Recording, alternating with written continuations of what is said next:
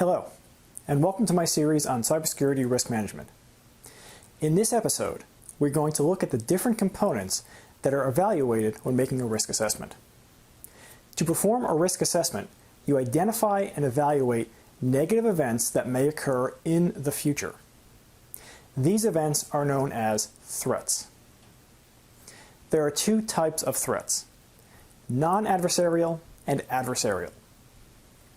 Non-adversarial threats are often random in nature and include events such as disasters and accidents.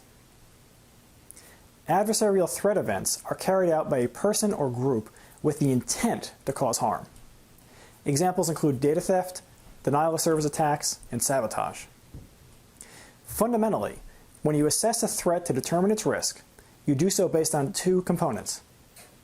The first is the likelihood of the threat occurring. This is the probability that the event will occur sometime in the future. The second component is the impact to your organization if the threat does occur. This includes monetary cost and the impact to your organization's personnel, assets, and operations. These two main components of risk can be further broken down based on the type of threat that is being assessed. If a threat is adversarial, the likelihood of occurrence can be decomposed further to include the threat actor's capability and intent.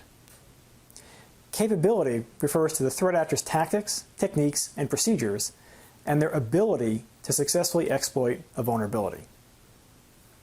Intent refers to the threat actor's purpose for and willingness to carry out a threat event. For an adversarial threat to be likely to occur, the actor must have the capability to carry out his intent. If a threat is non-adversarial in nature, the subcomponents of capability and intent do not apply. The impact component of risk can also be broken down further into two subcomponents: severity and vulnerability.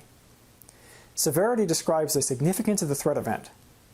For example, if you were analyzing a hurricane, the severity would be determined based on the storm's strength from category 1 through 5.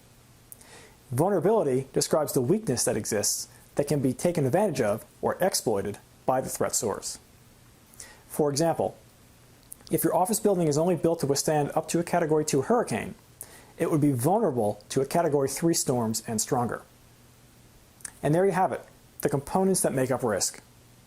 You can now use this model to perform a risk assessment of a threat event by assigning each component a qualitative or quantitative value and combining them to calculate risk.